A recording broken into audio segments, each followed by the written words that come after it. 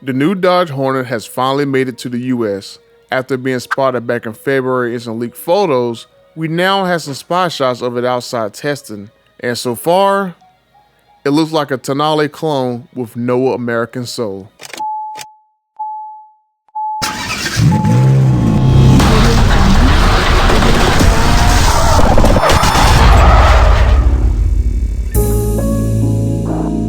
I'm going to say off the bat that Dodge really didn't have to camouflage the whole vehicle. Alfa Romeo showed the Tonale, and with the photo leak in the plant, we already have a pretty good idea of what to expect. Only thing we don't know is the front end bumper and if the lights are different, such as the headlights and the taillights, and it doesn't look like that is the case with this Mule. Let's start with the side profile. We can spot the new 5-spoke wheel design that the Hornet will have.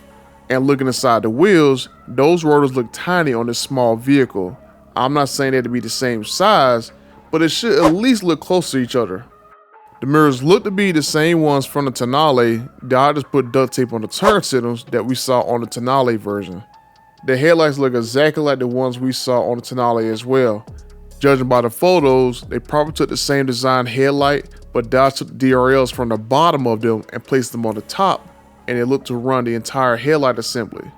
I'm going to assume because Stellantis is part sharing that this headlight will have the same basic assembly just as the Tonale, but it just swapped out the DRL modules.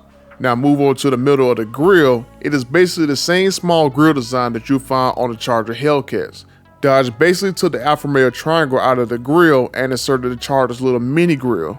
So you're going to see pretty much the same design feature on the Hornet as you do at the current Charger Hellcats. We already knew there would be 2 grills in this area from the leaked image, because you can see the small one down below and then you can see there's a bigger opening on this leaked photo. Moving down to the lower grille, you can see Dodge has gone with a honeycomb style as a play on the car's Hornet name.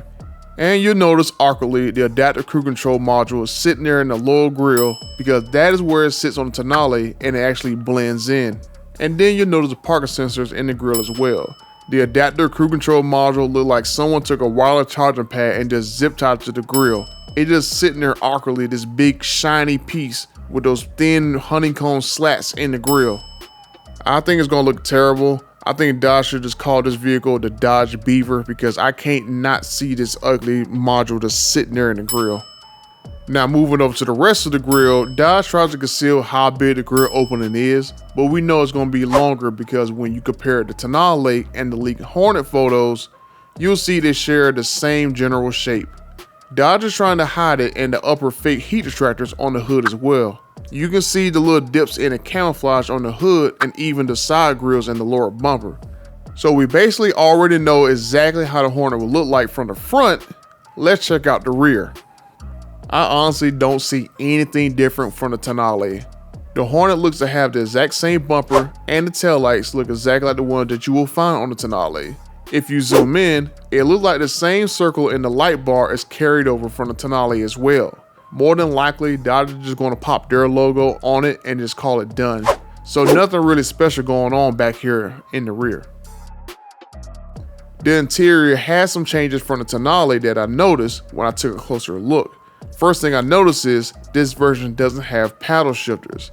Not saying the Hornet won't get them, but this could just be a lower trim that was made. The next thing I noticed is the dash. You don't see much, but the Hornet won't have the circle of humps, but rather a flat dash pad above the instrument cluster. Move over to the infotainment screen, it looks to be the same one from the Tonale, and Dodge is just trying to hide the beauty panel behind it. I wouldn't be surprised if there isn't a carbon fiber option for this area, just like with my TRX for example. Looking down at the center console, everything else looks about the same. The only change I see is this push button. The Hornet for sure will use the same wire harness from the Tonale, so I would expect the start-stop button to stay on the steering wheel for both vehicles. And then the center console button will most likely just be for mode selection.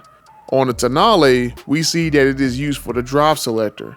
Considering this Hornet in the spy shot doesn't have paddle shifters, I'll guess that this just might be an eco button or maybe just something just to turn the track control off on this vehicle. We'll probably see a button just like the one on the Tonale with different drive modes once it gets to higher trims of the Hornet. We just haven't seen any badges pop up, so we don't know what trim this Mule is or if they'll bring any other trims up forward, just like the RT, the Citadel, or maybe even SRT. The Alfa DNA mode selector also integrates electric functions for you to perfectly adjust all driving parameters according to your route, to your efficiency targets, and of course, to your mood.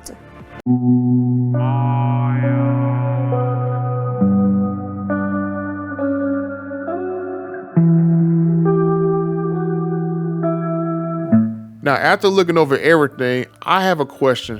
Why does Dodge think the Hornet will work when the Dart failed? If Dodge couldn't get people to buy a compact Dodge 4-door car, why would people buy a compact Dodge 4-door Hornet that is having an identity crisis? Because the Hornet wants to be considered a crossover when it's not really even bigger than the Dart. I actually couldn't believe it myself, but I put the numbers up on the screen. The 20K Dodge Dart that couldn't sell had a 3-inch longer wheelbase, 5 inches longer overall, on a 1/4 inch more narrow, and around 5 inches shorter height. The best size comparison right now is the Jeep Compass, and honestly to me, the Compass looks way better. It looks like it's supposed to be a compact SUV. The Hornet and the Tonale look like a compact car that is confused if it wants to stay a car or grow up to be an SUV. Instead of discontinuing the Dodge Dart in 2017, FCA could have retooled the car and made it alongside the Jeep Compass 5 years ago. The Dart nameplate sounds like a cool name for a compact SUV that you can dart around town in. But Dodge could have made a Compass-based crossover years ago, and it would have been made in America. The Hornet, on the other hand, is made by Alfa Romeo and built in Italy. We don't know the price of the Hornet, but the Tonale is expected to start in the high 30K range. The Jeep Compass starts at 26K range, so I'm going to say the Hornet will be at least 30K MSRP. I don't see a price lower than 26K because it would then step on the toes of the Jeep Renegade at 24K. And I think the Hornet will probably be a premium over the Compass. But let me know what you guys think. 3 times Dodge has failed at making compact vehicles. First it was the Neon, then it was the Caliber, and finally the Dart that Sergio once said that was one of the FCA's worst investments. I think it would have made more sense to bring back the Journey since there is a version of it in Mexico that is a big hit so far. The Chinese made Journey is a success so far, but will the Alfa Romeo Italian Stallion succeed? If the Hornet is 30K, will someone pick it up? Or would it just spend a couple grand more to get a Charger next year? With rumors that Dodge Durango is moving to body on frame, there's going to be a big gap in Dodge's SUV lineup in the near future. If the Durango gets to the same size as the Grand Wagoneer and the Hornet is smaller than a Dart, a new Dodge Journey will be perfect to fill in that gap. If you want to find out more about the Journey that'll join Dodge's growing 3 SUV lineup, you can check out this video right here.